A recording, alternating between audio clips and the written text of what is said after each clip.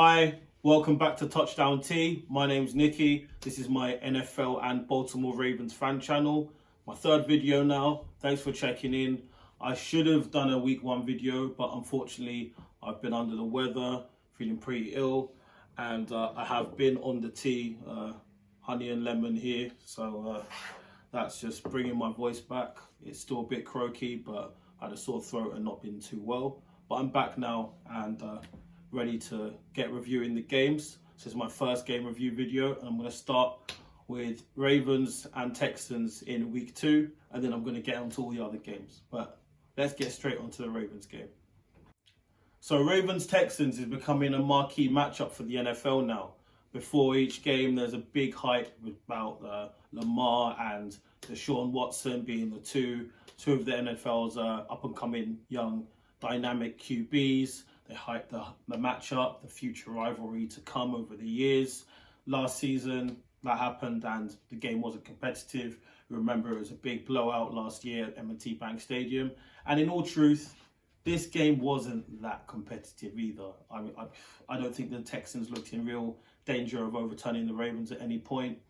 The scoreline was a lot closer than last season, even though I'm sure Deshaun and his squad were looking for revenge. They would not have liked going out as they did last season. But they played better than they did last year for sure.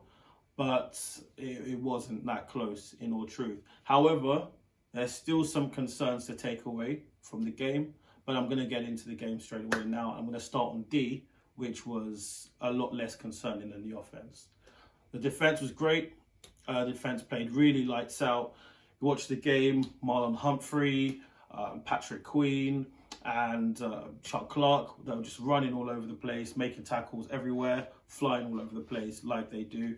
And well, like we're used to Marlon and Chuck doing from last season and before that from Marlon. But Patrick Queen, second game, we're seeing he's all over the place. He's playing like a rookie, like CJ Mosley played like a rookie, and how we're kind of used to Ravens linebackers playing in that inside spot. So that's all very positive. I would say we got some good pressure on Deshaun as well. As much as we did get pressure on him, and there's 4 sacks on Deshaun, I'm a bit concerned about the nature of the sacks. So if you look at the sacks, they're mostly zone blitz sacks. It's coming from a lot of them coming from the secondary. I think maybe 3 of the 4 sacks came from the secondary, or 2.5 or something like that. And that's because of the way Don Martindale sets up the defense, just blitzing from all kinds of different packages and getting the secondary involved as well. But I feel there's not enough of a conventional pass rush, and that's because the team has to do that because we don't have any marquee pass rushers. It was a quiet game for Matt Judon. He didn't really show up in the box score or on the field really. And I'm hoping that when Justin Madubuike comes back, our third rounder out of Texas A&M, maybe, even though he's not an edge rusher by trade, he's a D tackle, he got quite a few sacks from D tackle spot for Texas A&M in his final year there, and maybe that will aid the team in generating a bit more pass rush. But I feel that maybe against top teams later in the year, we might need a bit more in that spot, especially if Judon's not on form, because if he isn't, then it's a problem from the edge at the moment. The biggest positive for me from last night's game was the performance of the secondary, namely last year's All-Pro corners, Marlon Humphrey and Marcus Peters. Both played lights out. If you haven't seen the game highlights already, I suggest you go see them, because Marlon did an excellent strip, forcing a fumble from Kiki Kuti, I think, on wide receiver for the Texans. That resulted in the ball coming out. Inside linebacker LJ Fort picking up, rumbling 21 yards, I think, into the end zone. The ball just about touched the pylon before he hit the ground.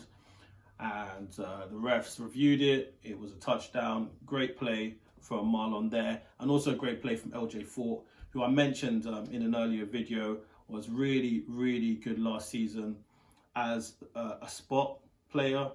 He was not someone expected to be, a full-time player, but he's performed so well, and I think he's really found a home at the Ravens after kind of being a journeyman player up to now in his career. And I hope he stays with the team for longer because he's really impressed me. Of course, Marlon did amazingly on that play. He was making tackles all over the place like he usually does. And Marcus Peters' pick, you really have to go see it. I've been so impressed by Marcus Peters since he came to the Ravens. He's a player I was always interested in because of his playmaking ability, his ball hawk skills. I just found him fascinating, even though he had a tendency at Kansas City and also at the Rams to get burned quite a lot. I like the fact that he was such a playmaker, and now he's come to Baltimore and he's still making those plays, but he's not getting burnt as much. So we're getting the best of both worlds, and it's just working out so well. And I hope they can maintain that level of play throughout the season. And honestly, they're going to have to, because they're not being helped by some of the lack of pressure up front. So usually, say, cornerbacks, safeties are helped by a good pass rush, getting pressure on the QB all the time. That's not always happening. So we're going to need the corners to play well throughout the season. But great start to the season from them so far. Speaking of the secondary, big problem is the loss of Tavon Young. I mentioned him in an earlier video as well, how excited I was to have him back this season playing full time after missing all of 2019. And sadly, although we don't have confirmation just yet, it looks like he's done for this season.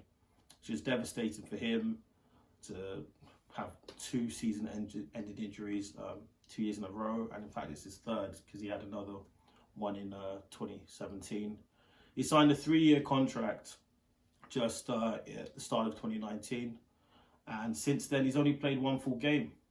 Last season, like I said, he was injured before the season was started, ACL out for the year. Now, another one after playing 1 full game. And I fear that he's going to be a cap casualty at the end of this season, because 3-year contract, that's 2 seasons gone already. Going to the last year of the contract after this season. Is the team going to hold on to him? I think it's going to be difficult. And it's a shame because not only is he a good player, by all accounts a good guy, but he's also a local product as well. He's a native of PGC, Prince George's County in Maryland. And even though I'm not from Maryland myself, as you can tell, I really like having Maryland natives on the team. I just think it's good for the fans and the team to have local players on the team if possible. So it's a shame for Tavon. I really hope he heals up well. I hope that the news isn't as bad as we expect it to be, but that's how it's looking at the moment. Now onto the offense. Let's get into the offense and start with the positives. Right now, we've got a 3-headed monster building that backfield with Mark Ingram, Gus Edwards, and now J.K. Dobbins, all performing well, all looking effective in that backfield. I think Edwards was the leading rusher last night, but the others contributed as well, and that's going to be positive going forward. And another thing that's really good is that none of them look dissatisfied with their playing time. Mark Ingram, we know he's a team leader. I was happy for him to get that touchdown run because it's nice for him to get some stats on the board, even though I don't think he's a selfish player and he's used to splitting carries in his career. He's done it at the Saints before with Alvin Kamara, and can't remember who he used to play with. Did he split carries with Reggie Bush back in the day? I might have my timings off. They may not have played on the same Saints squad, but I know that he's done a lot of carry splitting over his time in the Saints before. And he seems positive. You see him on the sidelines pumping up the team. He's happy to play a mentorship role, but I'm really glad that he's getting his and he's getting to eat as well. It was a really good touchdown run. The team needed that when he went for that on 4th and 1, taking a direct snap with Lamar lined up outside on the left, I think. It's a nice little play. And yeah, he deserved it. It was great. I will say I'm a bit concerned that there weren't the chunk plays that we're associated with in the run game. That 30-yard run was really the only big run of the game. So we'll have to watch that going forward and see if that's a feature or if that's something that's going to be worked out. Another positive is the performance of Miles Boykin. That's my boy, Miles. I've said in the previous video, I'm really looking forward to him stepping up this season. I thought he could develop into a number 2 receiver, that he had the tools to do it. He seems to have the work ethic to do it as well. And so far, that's what we're seeing. His targets are definitely up on last season. He looked confident, catching the ball, running his routes. And he's playing well. And I hope that as the season goes on, he will develop more and more and be that kind of like possession receiver that we need. So I'm excited about that. It was nice to see Devin get a catch as well, Devin Duvernay, and hopefully his role will develop as well during the season. We'll see him in the slot more. Hollywood Brown playing well again. Obviously, it wasn't a big game for Hollywood Brown, but he made a couple of good catches. It was a slow day for the tight ends. I think, was it one catch each for Mark Andrews and Nick Boyle? I'm not quite sure on that. I think it was one catch each, but they're not going to show up in every single game. What we need to do is just do whatever's necessary to get the win, and that's what happens. So my big concern, though, and this is something that I do think has the potential to derail our season if it's not addressed, is the O-line. Now, I didn't see many people complain about the O-line after week 1. And a lot of people were doing it after this game. Now, I think the signs that the O-line was not performing as well as we would like were present after week 1. But because everyone was so happy about blowing out the Browns, there were so many points on the board, I don't think people really noticed. And I think Lamar disguised it really well, because I saw some stats indicating that Lamar really didn't have much time to throw it against the Browns. And he performed well in the pocket despite that. And he was getting the ball out quickly and making those throws. So I don't think the fans really noticed that the O-line wasn't performing as well. It showed up in this game. I mean, he got sacked a few times, he was getting hit.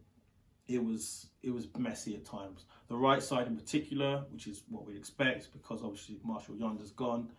And again, as I said in the previous video, we would expect the O-line not to perform as well this year, given we've lost a future Hall of Famer in that right guard spot.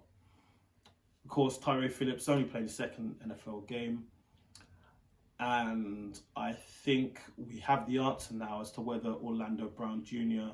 has looked a bit better because he's been next to Marshall Yonder up to this point. Because he doesn't look as good this season in the 2 games we've seen as he did last season. So we need to watch that. And hopefully, as Tyree plays more games and they get more used to each other, that side will develop. But at the moment, across the board, really, the line does not look as comfortable. And that's a bit concerning, because that's going to be something that's going to be really important down later in the business side of the season, especially the playoffs, for the pass game and the run game. And most importantly, protecting Lamar and keeping him healthy.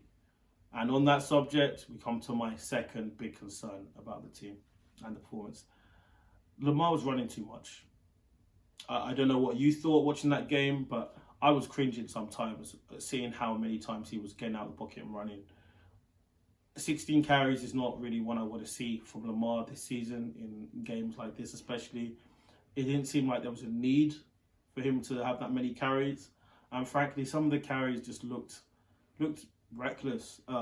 He took hits that he didn't need to be taking. And especially on the weekend of games like we've seen just last night, with so many injuries to star players, injuries to pro bowlers, all pros, to starting QBs. We already know that as a mobile QB, Lamar's already at more risk of injury than other QBs. And I just don't think we need to be taking those risks with him, especially in spots and on plays where it doesn't seem to be strictly necessary to make the yards. So I don't know how many of those were design runs, how many of those were scrambles. It seemed a mix to me. Sometimes there were some design runs that, to me, it just seemed, I wasn't sure why you'd draw them up in that spot and take the risk. But hey, got through it unscathed, so should be happy. But moving forward, I am a bit concerned about that, especially with the line not functioning at the peaks we've seen in last season especially. But hey, I don't want to moan too much. It's a big win. It's a win against an AFC rival. It's a win against a top QB. And This puts us 2-0, and the season is all ahead of the Ravens now. We've got the Chiefs up next, and that's going to be a massive test. I mean, I do like the Chiefs. I wanted the Chiefs to win the Super Bowl last season ahead of the Niners, but I did want the Chiefs to lose last night against the Chargers. I was hoping they'd go into the game with the Ravens 1-1 rather than 2-0, and that would put the Ravens in a better position, maybe afford to lose that game a bit more. But anyway, what happened. So that's a good win for the Ravens, and on to the next one. So I might as well go straight to the Chiefs-Chargers game next. Well, what can we say about the Chiefs, and what can we say about Patrick Mahomes? They're just doing Chiefs things, and Mahomes is doing Mahomes things. So I don't know how many of you are following the game live and were expecting the Chiefs to lose that. Even though they're behind most of the game, I think if you've watched the Chiefs under Mahomes, you now expect them to come back out of holes, especially when they weren't even that far behind. We've seen them make up much bigger deficits in the past and come back and win games. So they were never out of the game. I think they were 17-6 or 17-9 down when the comeback started. So I was holding out hope that the Chargers would pull this one off, but inevitably that wasn't to be the case. Now, the biggest storyline coming out of that game was the performance of Justin Herbert, and I was pleasantly surprised. I was really surprised to see how well he played. He didn't look phased. He didn't look like a guy playing his first NFL game, except for one play, and we'll get to that in a second. And look, I like Tyrod Taylor, obviously ex-Raven. I think he's been too much maligned over his NFL career. Having said that, I wouldn't really want him starting for my NFL team, but I think that he does bring value to a squad, especially a struggling squad, and maybe a team that needs more of a game manager than someone who's going to put it all on the line. But he wasn't able to play, and so Herbert started the game, and he performed really well. I mean, the Chargers defense had the Chiefs on the ropes for most of the game. Mahomes was really quiet. He wasn't completing many of his passes. He looked out of sync with his receivers. They couldn't get the run game going with Clyde Edwards-Helaire. And Herbert was making plays. Herbert got a touchdown run, threw a touchdown pass. He looked really impressive. And I have to admit to a mistake. Maybe it's early to admit it's a mistake. I mean, it's only one game. But I wasn't a Herbert believer coming out of the draft. I didn't think he was going to be a top-level NFL QB. I didn't think that he was deserving of the high pick that he got. And I didn't see the chat from people who were saying that they were taking him above Tua. There were a lot of analysts saying that kind of thing. I never saw that. But after one game, he played really well. And I have to hold my hands up and say, hey, the Chargers might have something there. So we'll see what happens going forward. However, he did make a back-breaking play that cost him the game. It was brutal. I think late in the game, they had a chance to try to put the game away. I think it was still 17-9 at that point. The pocket broke down. He rolled out to his left, and he had, I think, 2 yards to make the first down. And it was one of these plays where you could see the first down marker right ahead of him. And there was loads of space in front of him as well. And he could have probably run another few yards, gone into the red zone. Who knows what would have happened from there. And then you saw him stop, like kind of start slowing down before the first down marker. And seem to be looking towards the middle of the field and start arching to throw. Now, when that happens and you can't see where he's throwing to, as a viewer, you kind of assume, oh, wow, there must be someone wide open there. Because for him to eschew taking the first down, eschew trying to get the yardage on his feet, there must be someone wide open we hadn't seen, and this can be a touchdown. Great. Instead, once the camera panned over, you saw the ball just fall into double coverage. And the pass was picked off. I don't know why he would throw the ball in that spot when the player was so well covered, especially when he had the yardage to get on the ground. it was crazy. I mean, all I can do is write down to a rookie mistake, but even for a rookie, it was a wild play, a very strange play. And I haven't heard the post-game interview to know what he was thinking or what he said he was seeing at that moment. But yeah, that once that happened, I think me and anyone else who was watching that probably knew the game was over for the Chargers at that point. They did get chances later on. The game went to overtime, and the Chiefs went 3 and out in overtime, and the Chargers went 3 and out. So they had chances in overtime to get the win. But after that happened, I never believed the Chargers were going to win the game, and so it proved. Next, I'll cover the games of the two New York City teams, the Jets and the Giants, starting with the Giants, who played on the road against the Chicago Bears. Not the most exciting matchup, this one. The Giants went down to the Bears early, and they had to try to make a comeback attempt later on in the game, which ultimately failed. Frankly, the Giants looked terrible. I've got a friend, James, who's a Giants fan, English as well, but used to live in New York City, and so is a Giants fan. And I've said he should come on and give some of his thoughts on the Giants at some point. Hopefully it won't be too depressing for him or the other Giants fans out there. But the New York Football Giants do not look good at the moment. And there are so many problems on that team. And those problems are compounded by the injuries that they got yesterday. Saquon looks done for the year. That's just a massive blow to the team. And Sterling Shepard also went out with an injury. We get to see how serious that one is. But the team just looks so poor. The O-line is terrible. I don't know. It's hard to evaluate Daniel Jones at the moment behind that O-line. He's not playing particularly well either. The defense isn't looking great. There's not much room for optimism or reason for optimism at the moment looking at that team. And I personally don't have a high opinion of Dave Gettleman, the GM. I don't know why he got the job in the first place, frankly. I thought by the time he left Carolina, he kind of left a mess. I think he kind of got them out of cap hell, and maybe that's something that owners look at and are impressed by. So maybe that's why the Mara family gave him the job. But he's made so many questionable decisions as GM of the Giants. He seems like a man stuck in a new age who's just stuck in the ways of the past with really kind of archaic views on how to construct a football team. And I think he needs to go around. The team just doesn't look in great shape. And so far, I'm not seeing any evidence that all this much talked about new methodology of Joe Judge ruling the team with an iron fist during the preseason training camp.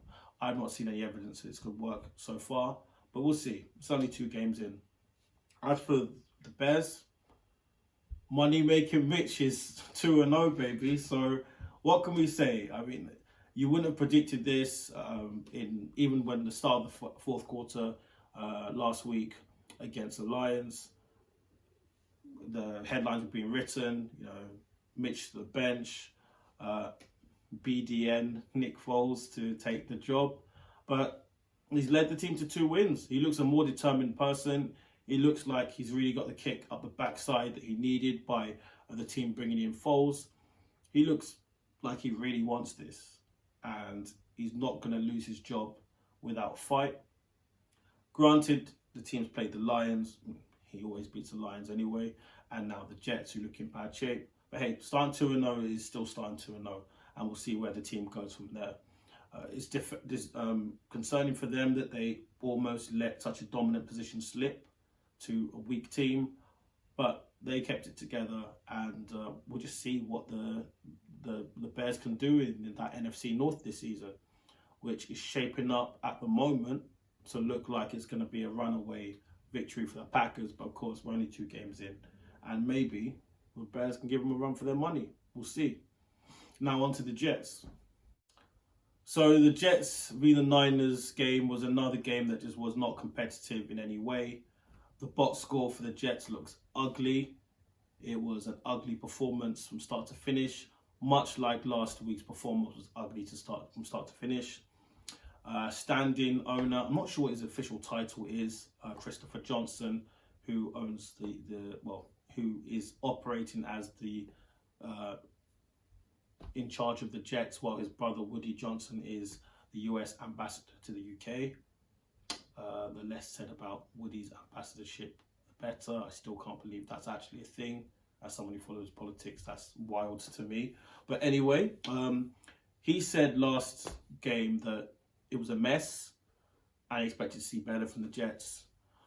Well, there was no better this week. It was poor, it was pathetic, and frankly, I don't think you're going to see anything better whilst you've got Adam Gase as coach, and that was a crazy decision to appoint him to start with.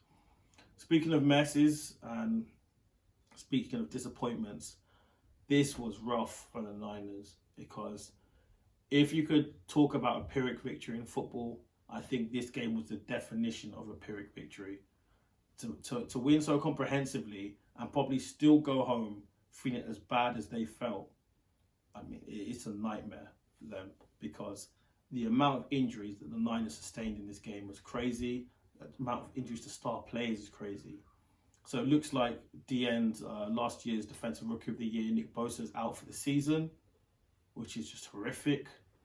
And then plays later, I mean, 1 or 2 plays later, another star D lineman, Solomon Thomas, went down with a knee injury, also a left knee injury.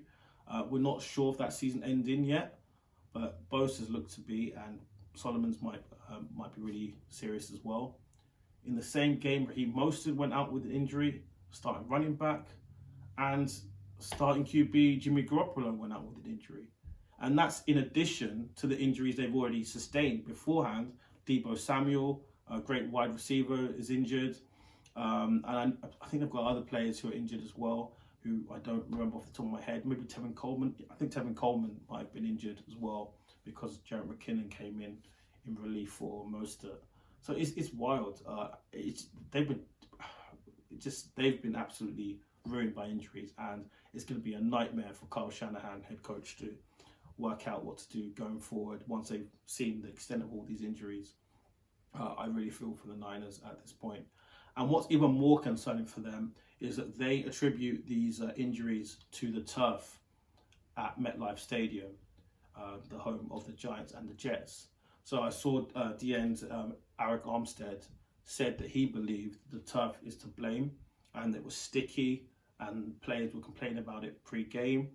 And, you know, if you look at most injuries that were sustained, they were lower leg injuries, which kind of gives credence to his argument that people were getting, for stuck in the turf. And that's a real problem if that's true.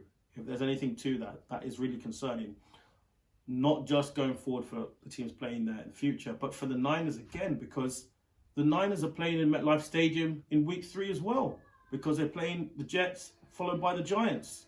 So even if it's not true, imagine psychologically for all these players to believe that they've seen all these serious injuries to their teammates because they've been playing on this turf, and then a week later you're playing in the same stadium. It's going to be really interesting to see what happens next week. I really hope there's no serious injuries to anyone in that game. But if there are, the NFL is going to have a real problem on its hands, and it's going to be interesting to see what the NFL does to sort that out. Speaking of disasters, speaking of disappointments, speaking of outright messes, the only place to transition to now is the Colts v Vikings game from last night. Now, first of all, in the UK, we only get one game shown at a time. So you can go over and watch Red Zone like you can everywhere else, if you want to get regular updates from different games. But our NFL provider, Sky Sports, only shows one game at a time. And the first game in the early slot was Colts v Vikings, which wasn't good for anyone. I mean, of all the games that were shown at that time, that to me was one of the least interesting games they could have shown. And so it proved. It was not a fun game to watch. It was dreary. It was not a high-powered offensive game. There was a lot of very, very sloppy play. I think the Colts were sloppy on offense as well as the Vikings, to be honest, but then they kind of got it together as the game developed. But where to start on this game? I'll start with the Colts, start with the positives first. That's their first win on the board this season, and I'm happy for Phil Rivers to get a win over the Colts. Not everyone likes Philip Rivers, but I do. I feel he's had a long career at the Chargers before, but he's one of those players who's going to end his career most likely without a Super Bowl, and I kind of wish had won a Super Bowl for his resume. I think he was a really good player at his height, and I really wish that those high-powered Chargers teams earlier in his career, the Chargers, with Antonio Gates, with LT, LaDainian Tomlinson, and not forgetting guys like Sean Merriman, lights out on defense. I wish that team had won a Super Bowl, but it wasn't to be. But and I like the way he's fired up. I love the way he just jaws and kind of shouts at defenders, and is just. I like that kind of player. So I'm happy for him to get that win over the Colts. They didn't look great though, and I do still have my concerns about how he's going to be this season, because as much as I like Philip Rivers, I think sometimes people were quick to absolve him of blame for some of his picks last season. I do think these veteran QBs sometimes get a pass, and people just kind of say, oh, it's the O-line or poor receivers, or give any excuse as to why you shouldn't blame the QB. And I think that he deserves some blame for his picks over the last few seasons. And I don't think he's looked that impressive starting off this year with the Colts either. He didn't look great in week 1. Didn't think he looked amazing last night. But there's some reasons to be positive for the Colts going forward. Their D was very impressive. The defense played really well. How much of that is a function of the Vikings offense just being so poor, I don't know. I'm not sure what Kirk Cousins ultimately ended with as a QB rating, but at one point in the evening, it was 1.8.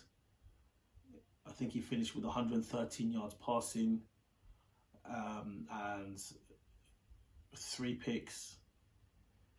And some of his throws were just terrible. He was forcing the ball to Thielen, forcing it in situations you should not have been forcing it, overthrowing the ball, throwing the ball into the dirt.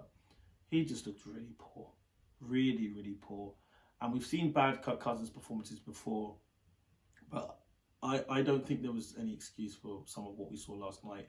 I know he does not have a stellar group of receivers past Thielen. I know that O-line is not great at the moment, but that was, you can't be paying a player what the Vikings are paying him if he can't overcome those circumstances. If he can't overcome those circumstances, then just draft a rookie. They're cheap. Get a veteran on a much cheaper contract who can game manage. You can't be paying someone superstar money if they can't elevate their teammates. So we'll see what the Vikings do going forward, but that was a very concerning performance indeed. And already the Viking season is looking in danger, because we've seen the Bears are 2-0, Packers are 2-0 and looking absolutely dangerous. And if they want to get out of that division, something's going to have to change, because I look poor.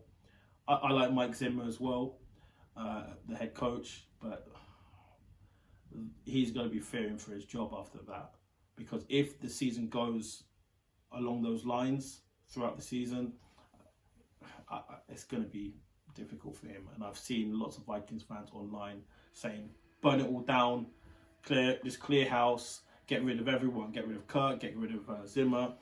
We'll see. It might be early days, but that was one of those performances where you just look at it and think, something is deeply wrong here. And we saw last season there were issues in the Vikings locker room early on when Kirk Cousins was performing badly. Then towards the end of the season, he pulled it together, started playing lights out, and even got that big playoff win over in the Superdome in New Orleans. They're going to need a really big turnaround again this season if they're going to achieve anything like that.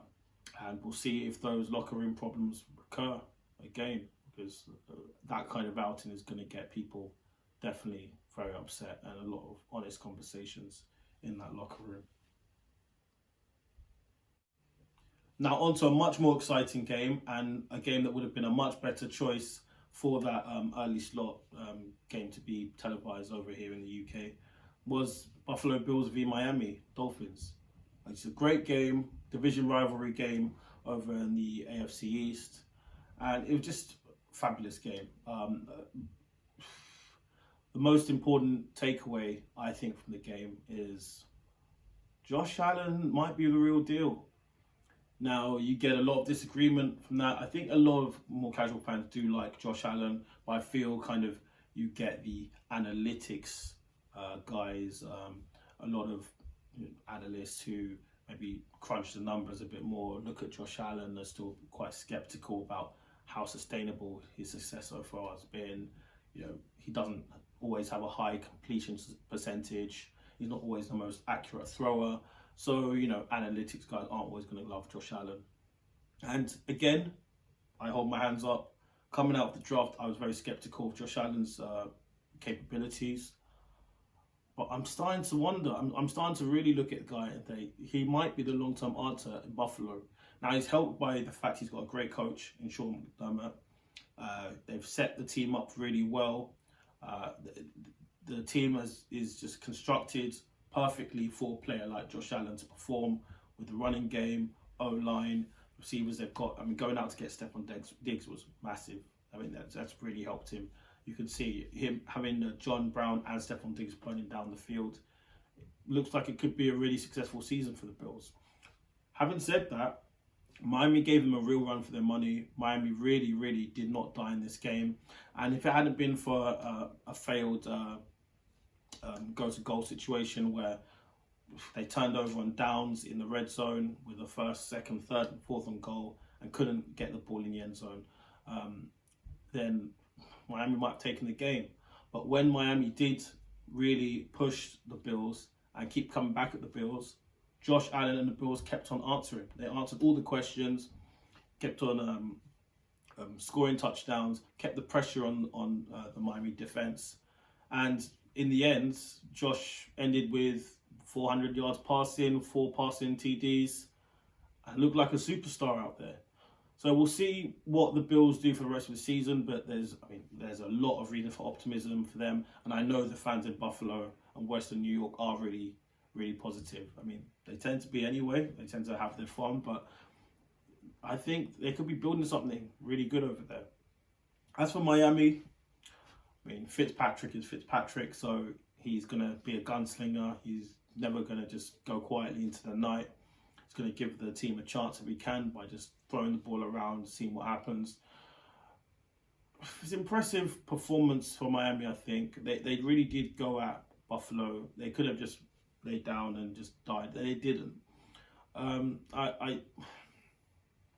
I wonder now, having seen what happened in the Chargers game with Justin Herbert, I wonder if they'll be tempted to go to Tua over in Miami, because you're not winning with Ryan Fitzpatrick, and I know they want to build Tua up and give him a chance to come on slowly, but I'm not sure there's any purpose in it unless they're really concerned about Tua's health. They're really not sure that he is up to playing right now. He's not 100%. I wonder if you just throw him out and just see what he can do and get him learning on the job. Because I don't think that the Chargers should go back to Tyrod Taylor after seeing that performance from Justin Herbert. We'll see what happens in week 3, but I think it would be weird to see that happen. And now Justin's out there, why not just throw Tua out for Miami? I'd like to see it personally. I'm a big Tua fan. I don't like Alabama football very much. We're talking about college, but I don't have a college team. I tend not to root for Alabama. I tend to want other people to win over Alabama when it comes to the college football playoffs. But I really like Tua, and whenever I watched him play, I just thought he was spectacular. I thought he had all the talent and potential in the world. So we'll see what happens.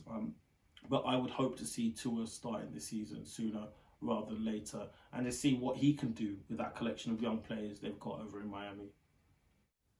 On to another division battle, NFC South, Panthers v Bucks. I have loads to say about this game. The first headline for me is the injury for Christian McCaffrey, who I just love as a player. Loved him at Stanford, have loved him since he got to the pros. And he looks like he's going to be out for a few weeks, which is really devastating for the Panthers because as much as I like Teddy Bridgewater as a guy, and he put up quite a few yards passing yesterday, I'm not convinced about their ability to go forward without him. I mean, I think their offense really runs through him. And although they did put up a lot of passing yardage, well, more towards the end of the game, honestly, I think the Panthers are going to have real trouble without Christian McCaffrey. And looking at the Bucs, it's a win for the Bucs. It's a win they needed. But I have to be honest about this. I don't think the Bucs are built the way that people thought they were. It's 2 games in. I know it's still early. There's lots of time for them to develop as the season goes on. But Brady didn't look good again. They got the win, but very low yards per attempt for Brady. I think it was in the 5 to 6 range for him. Another pick, and the pick came off his only target, only throw to Gronk in the game. Gronk didn't show up on the stat sheet, was targeted once, and the throw resulted in an interception. We'll have to see how they go from here, but I'm not convinced that the Bucs are going to be challenging at the end of the season. I think a lot of these Super Bowl predictions for the Bucs were way too premature. Just fantasy football takes, really. I'm not that impressed by the Bucs at the moment, but we'll see how things go going forward. As for the Panthers, first year under Matt Rule, who I think is an interesting coach coming out of Baylor, who played really interesting, really great football under him. But yeah, I'm not sure they'll be doing much this season. But then again, I don't really think many Panthers fans expected them to do much this season. They are in a semi-rebuilding mode, but they've given Teddy a long-term contract, I think 3 or 4 years. So we'll see what happens there. On to another division game, this time the NFC North, and Lions-Packers went as you'd expect Lions-Packers to go, as they usually go. The Packers dominated, and Aaron Rodgers doesn't lose to the Lions, but it wasn't even Aaron Rodgers' day. He played well, not as high a completion percentage as usual, but he did what he needed to do. 2 TDs through the air, and he did his job. But it was an Aaron Jones day. Aaron Jones lit up the Lions' defense, both on the ground and in the air. He took apart the game, and if you have him on your fantasy team, then I'm sure you're a very happy person today. But I was going to say the Lions weren't really in it, but they were. I mean, they went up 11 points early in the game, but I think we know by now with the Lions, that doesn't mean very much. In fact, they've become the first team in NFL history to lose 4 games in a row in which they were ahead by double digits in each of those games. And 2 of those games were against the Packers. I mean, it's really not acceptable. I don't think Matt Patricia is a great head coach personally. I think he's very lucky to have his job. I think he's even more lucky to have his job considering the criteria for him keeping his job didn't seem to make sense, because the previous coach, Jim Caldwell, got fired. I think he had 9 and 7 seasons, but didn't make the playoffs, and he was fired for that. But Matt Patricia's had 2 losing seasons in a row, and was told that in order to keep his job this season, he needed to make a proper run at the playoffs. But you fired the previous coach who did make a proper run for the playoffs, and you're saying for this guy to keep his job, he has to do as well as the last guy did, even though you fired him and he did overall better than this coach is doing. Doesn't make any sense to me. I'm not sure what the Ford family were thinking there, but I think we've seen enough from Matt Patricia personally, and I don't see him taking this team anywhere. And they've got some injuries on the team. Kelly Golladay's down, but poor Matt Stafford. I don't think he's always played as well as he could have, but overall, he's a good player. I think if he'd been on other teams, he would have probably had a lot more playoff wins than he's had. Wait, has he had any playoff wins at the Lions? I don't think he's had a single one, has he? So obviously there was that Des Corditt game that resulted in that devastating loss for them, but it's rough. It's rough over in Michigan for those guys. But as for the Packers, looking at the positives, I think there's been a lot of disrespect towards Aaron Rodgers recently, maybe not least from his own team. I didn't understand the Jordan Love decision in the draft at all. And I'm sure he's highly motivated to get on and get to the Super Bowl this year. We'll see what they're doing. I mean, it looks good under Matt LaFleur. I'm impressed. And I think they're going to be there at the end of the season. And I mean, NFC is all, we're not sure how that's going to shake out. But the Packers are looking good. And LaFleur is looking like a really good hire so far. Yet another divisional rivalry game is Jags v Titans. This was another really exciting game, and this was very similar to the Buffalo-Miami game in being A, a divisional rivalry game, and B, a game in which the underdog just would not die and kept coming back. It's amazing to see what Gardner Minshew is doing over in Jacksonville. Obviously, people have been talking all off-season about them tanking, having traded away so many players. And I haven't always been the biggest fan of Doug Marrone. I've criticised him in the past, some of his methods, also the weird way that he left his job over in Buffalo before. But I'm impressed by what they're doing right now, and we'll see where they end up this season. I'm not sure what the record will be, but I think even if they get to 5-6 wins, that would be more than what people expected. I don't see them getting the number one overall pick this season because they're just playing too well under Minshew. Minshew will not let his team go quietly into the night. He fights. He's got some good receivers on the team, and they seem to have added by taking away some of the elements who didn't want to be there. You know, someone like Yannick Ngakoue, for example, who I hear is a good professional and seems to be a good guy, but he wanted out of there so badly.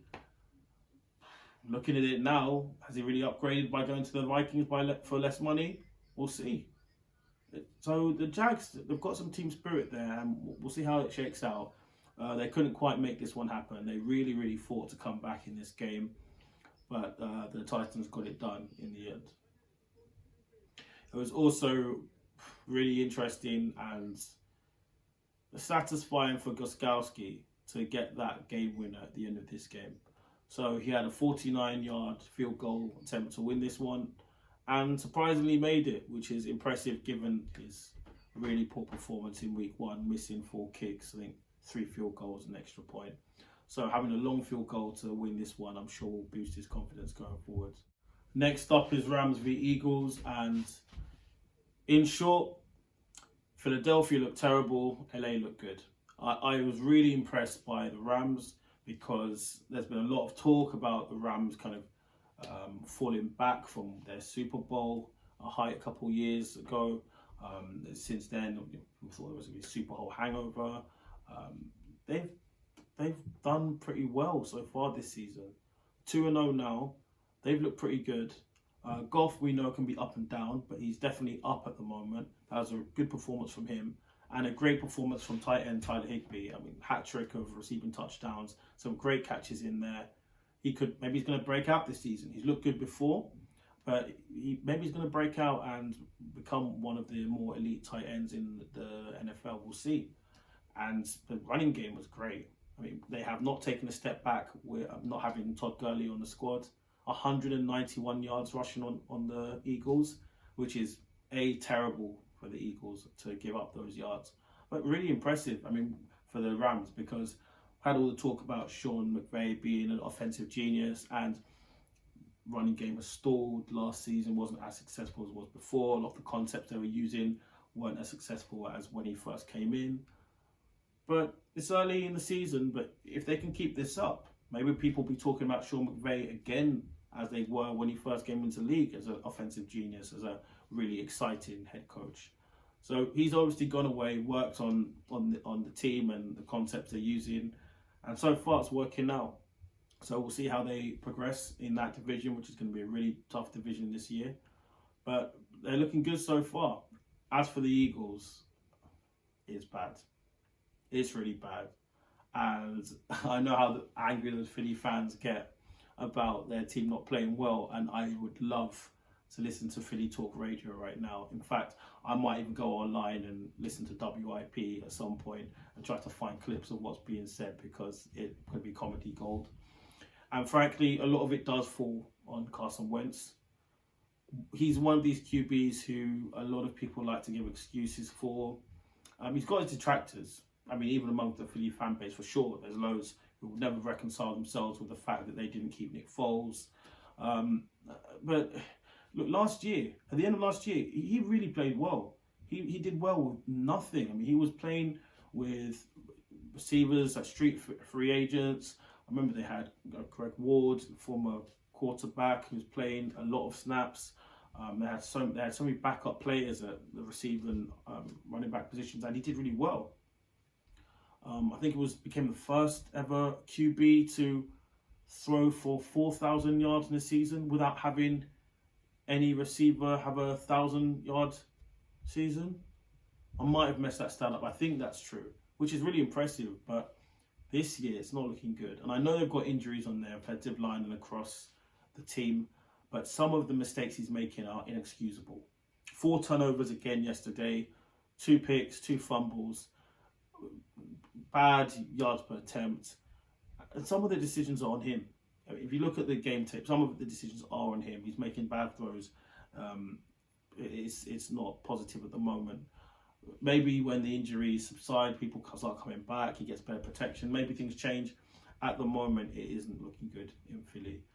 And Doug Peterson's got to do something to sort it out, because 0-2 already, the season could get out of hand. I think their main saving grace is, as it was last season, the division just doesn't look very good. Once again, the NFC East might be a division where you can win the division with 9-7 record or something like that.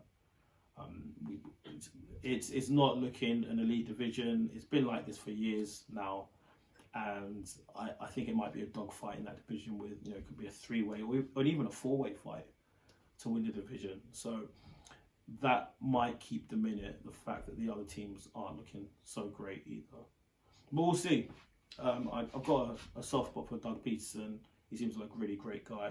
I love the whole idea, the just kind of concept of, backup QB coming back to the same squad that he used to be a part of and winning the Super Bowl there as head coach. It's got to be great for him.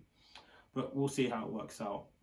And once again, that's the second battle, I think, between the number 1 and 2 pick from the 2016 NFL draft in Goff and Wentz. And although the narrative has been for a while that Wentz has been better than Goff, Goff's won them both, which I'm sure gives him a lot of satisfaction. On to another NFC East team, and one without a nickname, the Washington Football Team. I personally would prefer Washington Football Club. It's a bit more like European football, soccer sounding, but Washington Football Team works for now.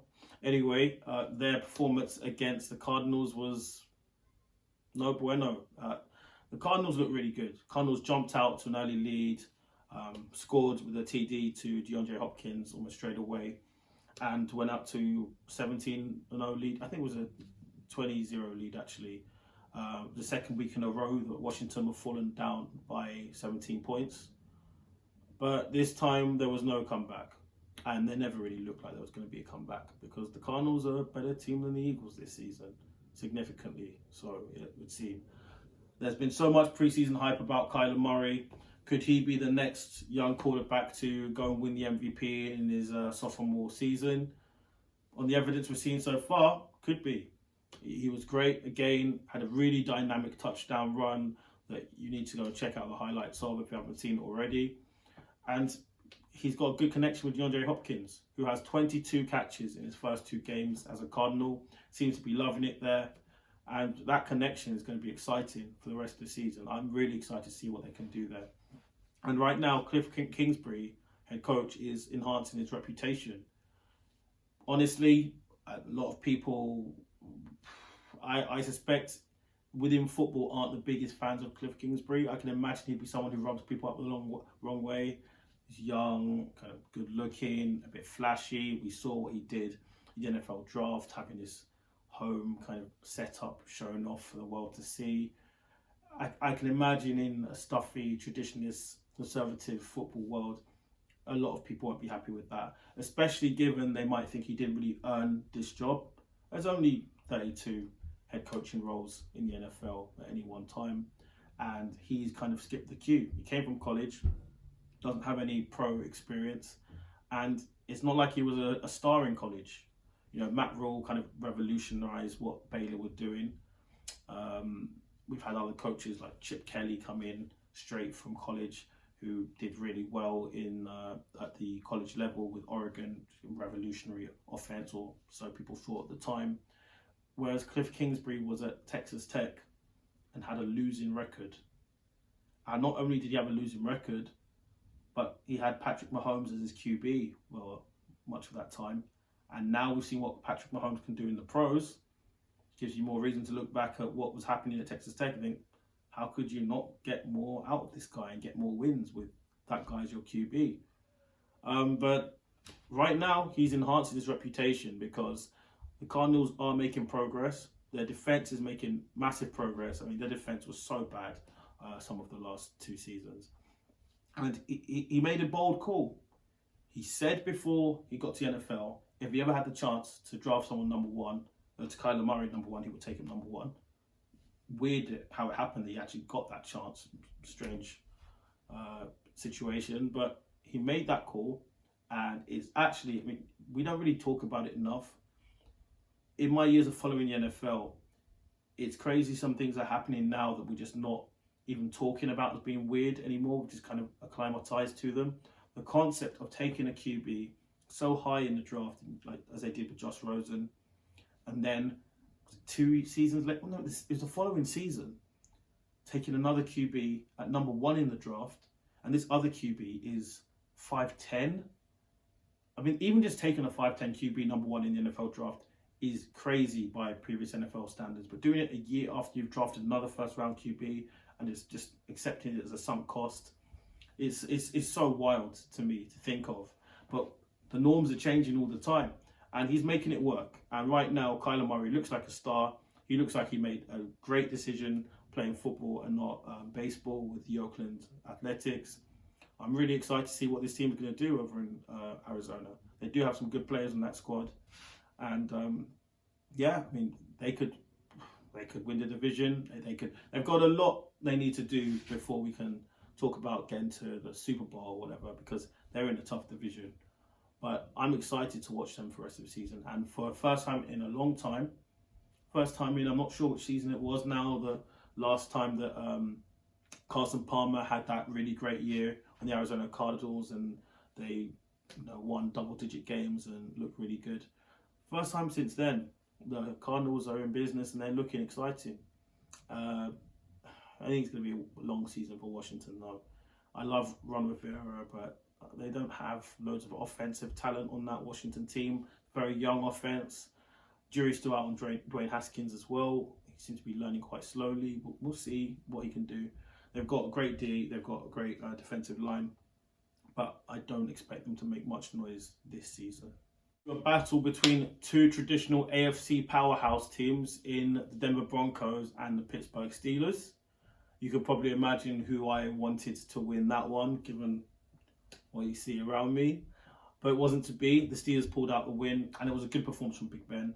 So far, a successful return to football for Big Ben. He's looked pretty good in the 2 games he's played so far. And the Steelers have picked up from where they were last season. Their defense is looking good. It's looking solid. They've got playmakers all over that defense. And I think they're going to be a force to be reckoned with. And if I'm honest, I'm not confident about playing the Steelers this season. I'm concerned about playing the Steelers from a Baltimore standpoint. They do look good, and they could cause some trouble for teams this season, and they already are. This was close, though. Really, when Drew Lock went out, you'd expect the Steelers would run away with it. But Jeff Driscoll came in relief of Drew Lock. We'll hope that Drew Lock's injury is not too serious. And he played really well. He got them right back in the game, and they were so close to winning it. They got down, 5 points down, got down to the Pittsburgh 15-yard line with minutes, just not very much time left on the clock at the end of the game. and they just couldn't punch the ball into the end zone. It was a real shame for them. Great defensive stop by the Steelers, but that would have been a real story if the Broncos won that game, and if Jeff Driscoll, of all people, was able to bring them back to a win. That would have been crazy. But yeah, a really impressive performance from him. We'll see what he can do going forward if he has to play any more games, depending on the severity of Drew Lock's injury. As for the Steelers, another notable thing for me, I'd say, is James Conner had a good game. He got 100 yards on the ground, and he might have saved himself, honestly, because he didn't look good in week 1, and the coaching staff said he'd be splitting carries going forward with Benny Snell, back up. But with that performance, he might have saved himself. He might have secured his starting job for a bit longer, because I know there were rumblings about his performances and his ability to do the job for the Steelers. So maybe he will keep that, and you fancy owners of James Conner can rest easy for now. Now on to what I think was the most ridiculous game of the weekend by far. The Atlanta Falcons versus Dallas Cowboys. I don't even know where to start with this game. This was a wild game, absolutely crazy. Falcons were up by 20 points earlier in the game. It looked like it was going to be a blowout win for the Falcons. The jokes were being made on Twitter and on social media about the Cowboys' performance, about them getting blown out. You know, the jokes about Jerry Jones, about Dak Prescott, and Ezekiel Elliott would be made all over the place. I can't believe that the Cowboys won this game. I mean, I can believe it because we've seen the Falcons give up big deficits.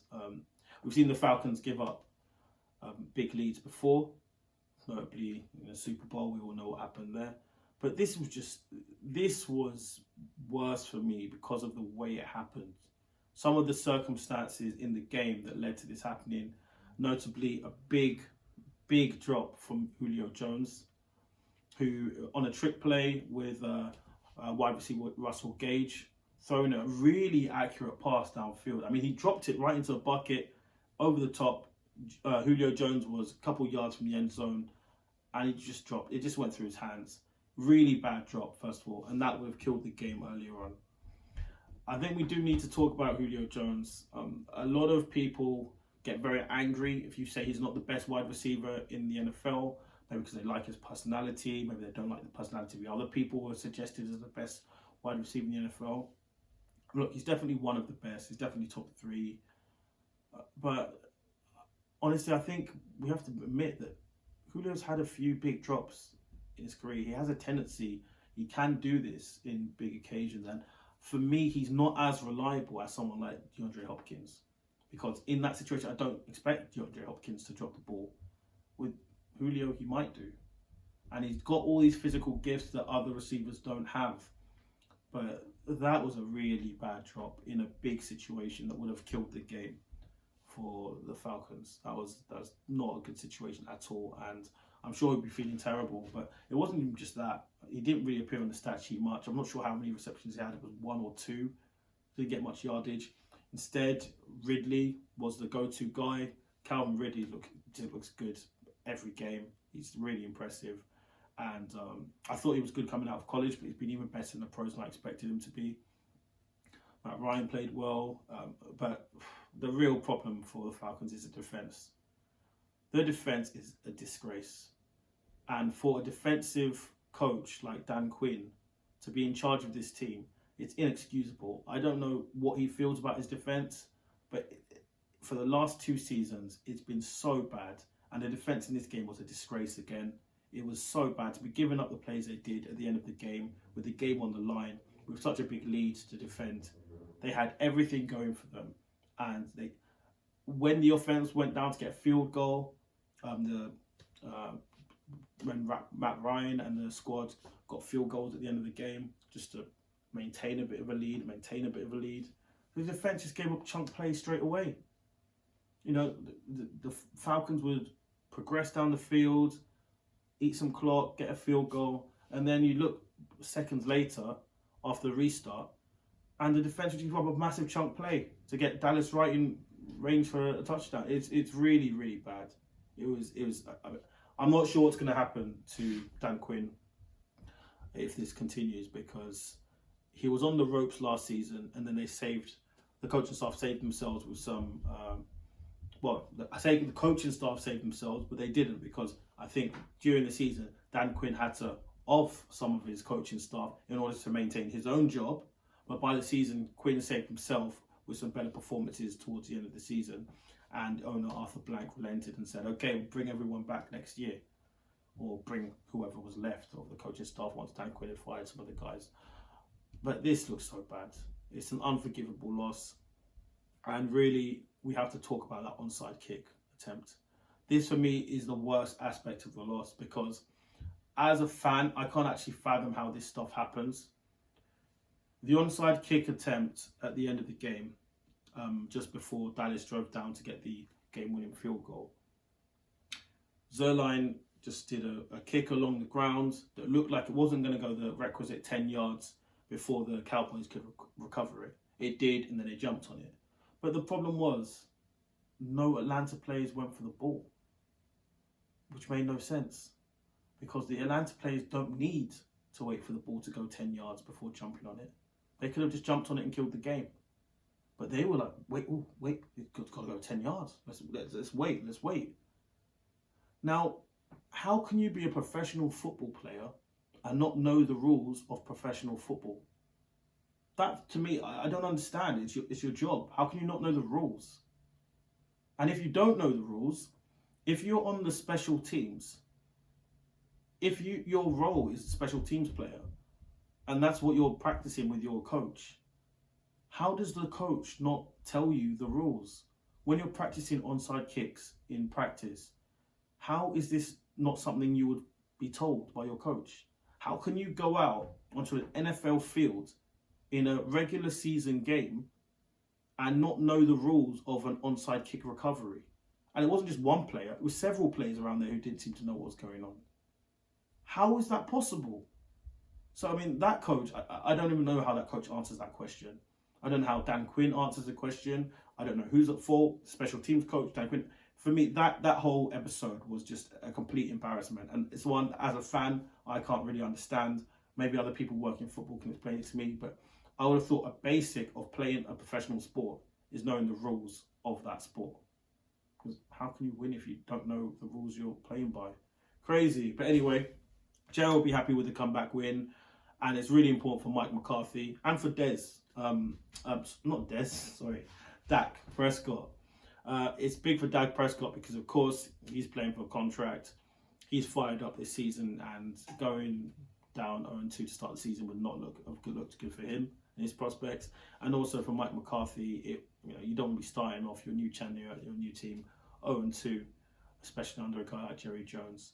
So it's big for them, massive win, and we'll see what that does going forward in that division. And every win in the NFC East, I think, is really valuable because, like I said earlier, I don't expect any team in that division to win many games this season. I don't think there's going to be anyone getting to 12, 11 wins in that division. So that really gives them a boost. Finally, the last game of the evening was Pats v Seahawks. Really exciting game, that late game, and forgive me if I don't have all the memories in my head straight. Over here, that game starts at 1:20 a.m. in the morning, well, obviously the morning, and so I was very tired. I'd retreated to bed, was watching on my phone, trying to make sure I was keeping up with it, but that was an exciting game. Two QBs I really love. I've always loved Super Cam. I'm a Cam Newton fanboy. I have been ever since he entered the league. I was when he was in college as well, really. And Russell Wilson, I love as well. Seems a great guy. Just very excited by him, his whole career. Now, both guys balled the hell out. They really did. I mean, Cam Newton, 3 total touchdowns. Russell, 5 total touchdowns. Ridiculous amount of yardage from Newton. Almost 400 passing. And that's a story for me in itself, is how well Cam Newton's playing the Patriots. Because last week, he looked solid on the ground. He looked healthy. And that was interesting, and that was good to see, and that surprised a few people who weren't sure if he still had the legs. But people were still saying, well, he didn't look that good throwing the ball, he didn't look that accurate.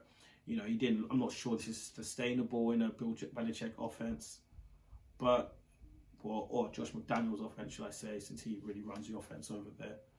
But this game, 400 yards passing from Cam Newton, 397, but 400, and for Julian Edelman to have 176 yards receiving, a career high.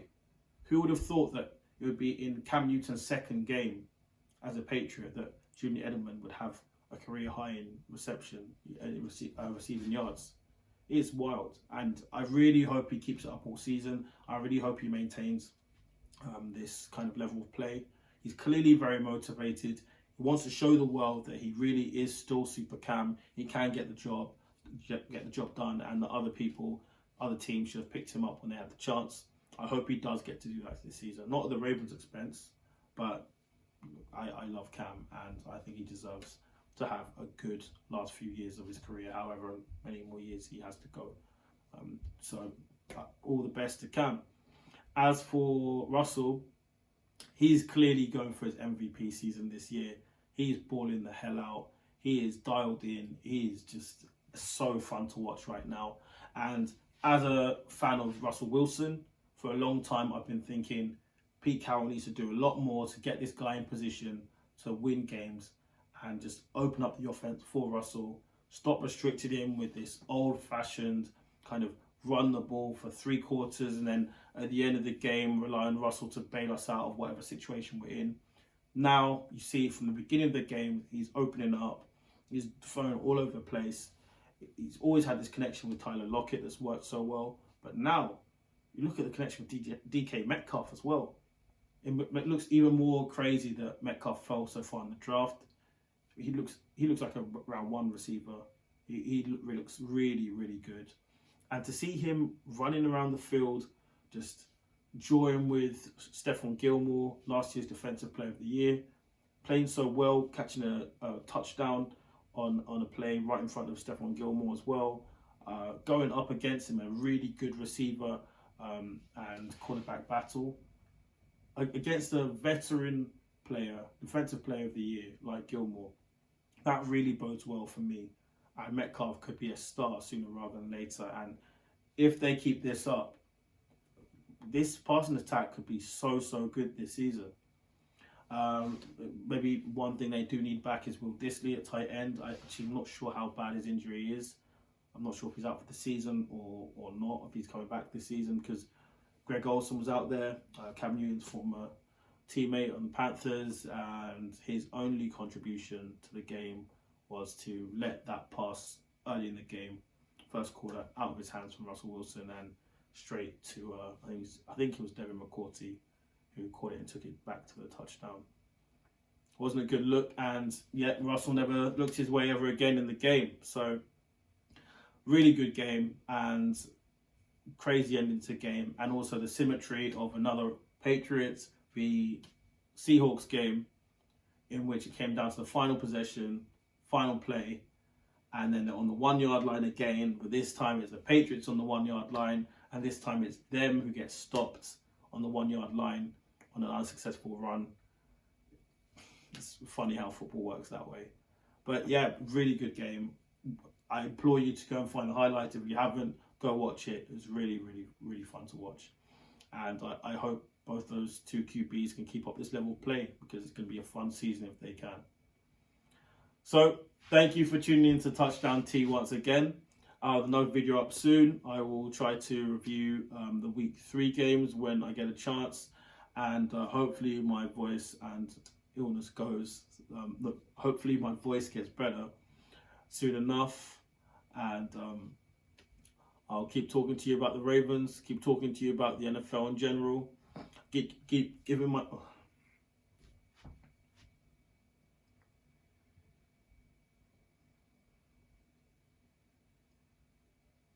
So that's my week 2 review done. Thanks so much for tuning in to Touchdown T once again. Hope I was comprehensible right now, because my voice is not all the way back, and I still have a bit of a sore throat, but I had to get this video up.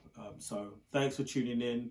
Do leave comments, leave suggestions, tell me what you're thinking of the channel so far, what I can improve, what you'd like to see. Love to hear from all of you, no matter what you've got to say. So please do get me in the comments or email touchdownt@gmail.com.